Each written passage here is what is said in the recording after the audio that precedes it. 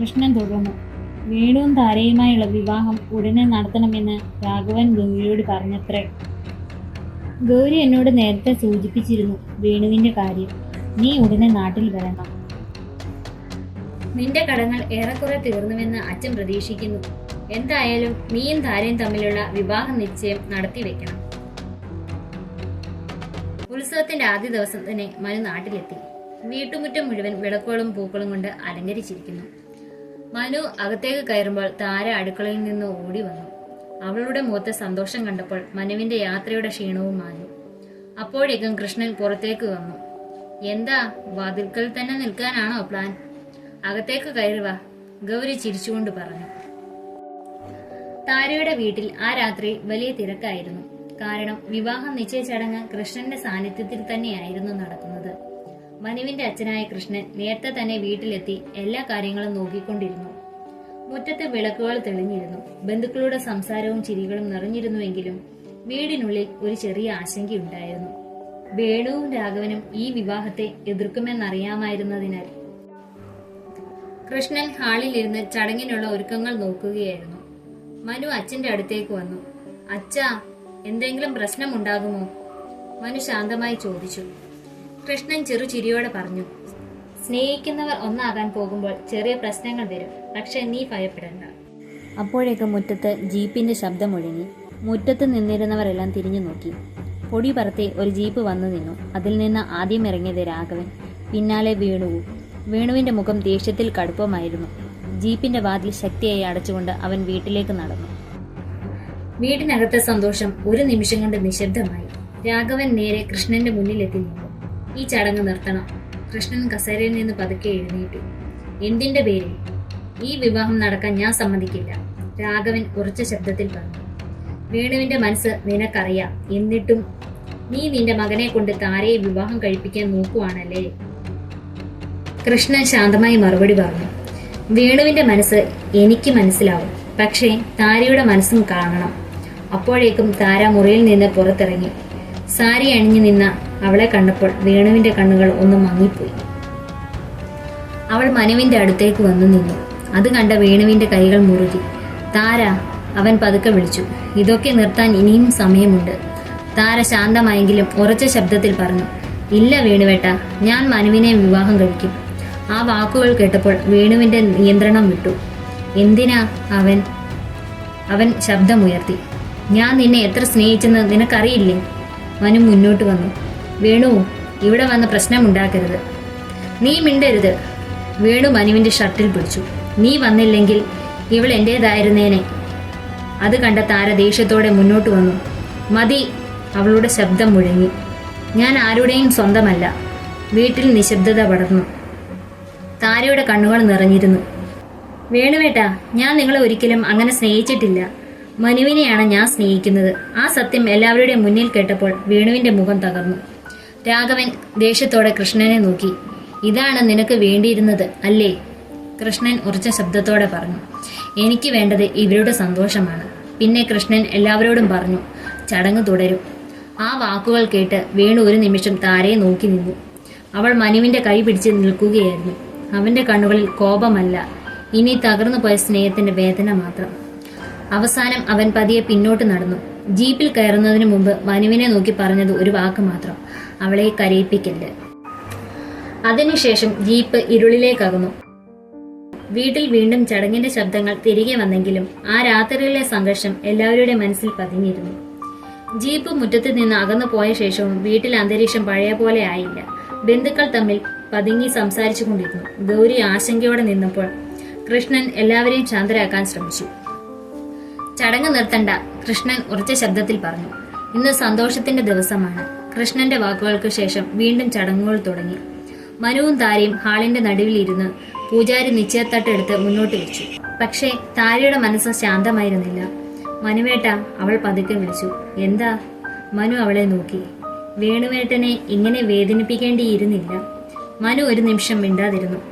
ചില സത്യങ്ങൾ വേദനിപ്പിക്കും താര, പക്ഷെ കള്ളമായി ജീവിക്കുന്നതിലും നല്ലത് അതാണ്. താര കണ്ണുകൾ താഴ്ത്തി. അപ്പോഴാണ് പുറത്തുനിന്ന് വീണ്ടും ഒരു ബൈക്കിന്റെ ശബ്ദം കേട്ടത്. എല്ലാവരും ഒരുമിച്ച് തിരിഞ്ഞു നോക്കി. വേണു. ഇപ്പോൾ അവൻ ഒറ്റയ്ക്കായിരുന്നു. മുഖത്തെ ദേഷ്യം മാറിയിരുന്നെങ്കിലും കണ്ണുകളിൽ ഉറക്കമില്ലാത്ത വേദനയുണ്ടായിരുന്നു. അവൻ പതുക്കെ അകത്തേക്ക് നടന്നു. മുറ്റത്ത് നിൽക്കുന്നവർ വഴി മാറി. മനു എഴുന്നേൽക്കാൻ നോക്കിയപ്പോൾ കൃഷ്ണൻ കൈകൊണ്ട് തടഞ്ഞു. ഇപ്പോൾ ഒന്നും പറയണ്ട, അദ്ദേഹം മന്ദമായി പറഞ്ഞു. വേണു നേരെ താരയുടെ മുന്നിലെത്തി നിന്നു.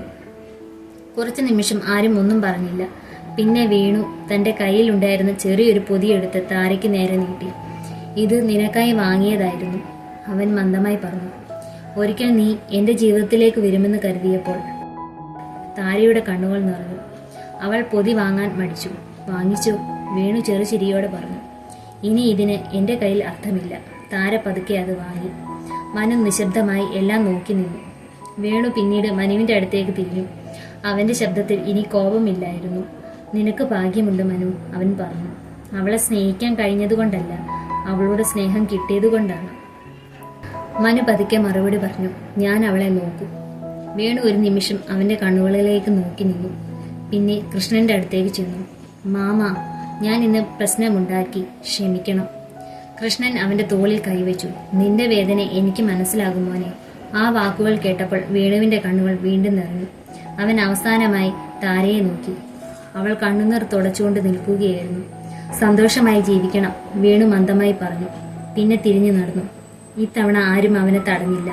ബൈക്കിന്റെ ശബ്ദം അകലേക്ക് മറിഞ്ഞപ്പോൾ താര കയ്യിലുണ്ടായിരുന്ന പൊതിയിലേക്ക് നോക്കി. അതിന്റെ ഉള്ളിൽ ഒരു ചെറിയ വെള്ളി പാദസരമുണ്ടായിരുന്നു. വർഷങ്ങളായി പറയാതെ സൂക്ഷിച്ചിരുന്ന ഒരു സ്നേഹത്തിന്റെ അവസാന ഓർമ്മ. വീണു പോയതിനു ശേഷം കുറച്ച് നിമിഷങ്ങൾ വീട്ടിൽ ആരും ഒന്നും സംസാരിച്ചില്ല. താരയുടെ കയ്യിൽ ഇപ്പോഴും ആ വെള്ളിപ്പാദസരമുണ്ടായിരുന്നു. അതിലേക്ക് നോക്കുമ്പോൾ അവളുടെ മനസ്സിൽ കുറ്റബോധം നിറഞ്ഞു. മനു അത് ശ്രദ്ധിച്ചു. താര, അവൻ പതുക്കെ വിളിച്ചു. നിനക്ക് വിഷമമാണോ? താര കണ്ണുനീർ തുടച്ചു. വേണുവേട്ടനെ ഞാൻ വേദനിപ്പിച്ചെന്ന് തോന്നുന്നു. മനു അവളുടെ അടുത്തേക്ക് വന്നു. നീ ആരെയും വഞ്ചിച്ചിട്ടില്ല. സ്നേഹം നിർബന്ധിച്ചു കൊടുക്കാൻ പറ്റില്ലല്ലോ. അവൾ ശാന്തമായി തല കുനിച്ചു. അപ്പോഴേക്കും കൃഷ്ണൻ ചടങ്ങ് വീണ്ടും തുടരാൻ പറഞ്ഞു. ബന്ധുക്കൾ പതുക്കെ പഴയ സന്തോഷത്തിലേക്ക് മടങ്ങി. പൂജാരി മോതിരമെടുത്ത് മനുവിന് കൊടുത്തു. മോളുടെ കയ്യിലിടൂ, അദ്ദേഹം ചിരിച്ചുകൊണ്ട് പറഞ്ഞു. മനു താരയുടെ കൈ പിടിച്ചു. അവളുടെ വിരലുകൾ ചെറുതായി വിറയ്ക്കുന്നുണ്ടായിരുന്നു. ഇനിയും ഭയമുണ്ടോ? മനു ചെറുചിരിയോടെ ചോദിച്ചു. കുറച്ച്, താര മന്ദമായി പറഞ്ഞു. ഞാനുണ്ടല്ലോ. ആ വാക്കുകൾ കേട്ടപ്പോൾ താരയുടെ കണ്ണുകളിൽ ഒരു ചെറു പുഞ്ചിരി തെളിഞ്ഞു. മനു മോതിരം താരയുടെ വിരലിലിട്ടു. വീട്ടിൽ കയ്യടികൾ മുഴങ്ങി. പിന്നെ താരയും മനുവിന്റെ കയ്യിൽ മോതിരമിട്ടു. ആ നിമിഷം കൃഷ്ണന്റെ മുഖത്ത് വലിയൊരു ആശ്വാസം തെളിഞ്ഞു. ഗൗരിയുടെ കണ്ണുകളും സന്തോഷത്തിൽ നിറഞ്ഞു. പക്ഷേ അതേസമയം വീട്ടിൽ നിന്ന് അകലെയുള്ള ഒരു പുഴക്കരയിൽ ബൈക്ക് നിർത്തിയിട്ട് വേണു ഒറ്റയ്ക്കിരിക്കുകയായിരുന്നു. രാഘവൻ വേണുവിനെ തേടി അവിടേക്ക് ചെന്നു. മറക്കാൻ സമയമെടുക്കും മോനെ, അദ്ദേഹം മന്ദമായി പറഞ്ഞു. വേണു ചിരിച്ചു. പക്ഷേ ആ ചിരിയിൽ സന്തോഷമില്ലായിരുന്നു. അവളെ മറ്റൊരാളുടെ കൂടെ കാണുന്നത്, അതാണ് ഏറ്റവും ബുദ്ധിമുട്ടച്ച. രാഘവൻ ഒന്നും പറഞ്ഞില്ല. വേണു തലയുയർത്തി ഇരുണ്ട ആകാശത്തിലേക്ക് നോക്കി. അവന്റെ മനസ്സിൽ ഇപ്പോഴും താരയുടെ ശബ്ദം മുഴങ്ങുകയായിരുന്നു. ഞാൻ മനുവിനെയാണ് സ്നേഹിക്കുന്നത്. ആ വാക്കുകൾ വീണ്ടും വീണ്ടും അവനെ തകർത്തു. അതേസമയം താരയുടെ വീട്ടിൽ ആഘോഷം തുടരുകയായിരുന്നു. മനു താരയുടെ അടുത്തേക്ക് ചെരിഞ്ഞ് പതുക്കെ പറഞ്ഞു. ഇനി മനുവിന്റെ സ്വന്തം താര. മനു ചിരിച്ചു. താര നാണത്തോടെ തല താഴ്ത്തി. ആ കാഴ്ച കണ്ട ഗൗരി സന്തോഷത്തോടെ കണ്ണുനീർ തുടച്ചു. പക്ഷേ ദൂരെ ഒരിടത്ത് തകർന്ന ഹൃദയവുമായി ഇരുന്ന വേണുവിന് ആ രാത്രി അവസാനിച്ചിരുന്നില്ല. അവന്റെ സ്നേഹം തോറ്റെങ്കിലും താരയെ മറക്കാനുള്ള പോരാട്ടം ഇപ്പോഴാണ് തുടങ്ങിയത്. രാത്രി വൈകിയപ്പോൾ വീട്ടിലെ ആഘോഷങ്ങൾ പതുക്കെ ശാന്തമായി. ബന്ധുക്കളെല്ലാം പിരിഞ്ഞു. കൃഷ്ണനും കുറച്ചു നേരം കഴിഞ്ഞ് വീട്ടിൽ നിന്നിറങ്ങി. താരമുറിയിൽ ഒറ്റയ്ക്കിരുന്നു. കയ്യിൽ ഇപ്പോഴും വീണു കൊടുത്ത പാദസരം ഉണ്ടായിരുന്നു. അവൾ അതിനെ ഒരു നിമിഷം നോക്കി. പിന്നെ ചെറിയൊരു ബോക്സിൽ സൂക്ഷിച്ചു വെച്ചു. മനു അവളുടെ അടുത്തേക്ക് വന്നു നിന്നു. ഇനിയെല്ലാം ശരിയാകും, അവൻ മൃദുവായി പറഞ്ഞു. താര ചെറുതായി തലകുനിച്ചു. പക്ഷേ വേണുവേട്ടന്റെ വേദന എനിക്ക് മറക്കാൻ പറ്റുന്നില്ല. മനു ഒന്നും പറഞ്ഞില്ല. അവൻ അവളുടെ കൈ പിടിച്ചു. സമയം എല്ലാം മാറ്റും. അന്ന് രാത്രി താരയും മനുവും തമ്മിലുള്ള ബന്ധം ഔദ്യോഗികമായി ഉറപ്പായി. പക്ഷെ അതിനൊപ്പം തന്നെ ഒരു സത്യം എല്ലാവർക്കും മനസ്സിലായി. വേണുവിന്റെ ഹൃദയം ആ കഥയിൽ നിന്ന് പൂർണ്ണമായി മാറിപ്പോയിട്ടില്ല. ദൂരെയുള്ള വഴിയിലൂടെ ജീപ്പ് മന്ദമായി നീങ്ങുകയായിരുന്നു. വേണു പുറത്തേക്ക് നോക്കിയിരുന്നു. കണ്ണുകൾ ശൂന്യമായിരുന്നു. രാഘവൻ മകനെ നോക്കി പറഞ്ഞു. ജീവിതം ഇവിടെ അവസാനിക്കുന്നില്ല മോനെ. വേണു മന്ദമായി ചിരിച്ചു. എനിക്കതറിയാം അച്ഛൻ.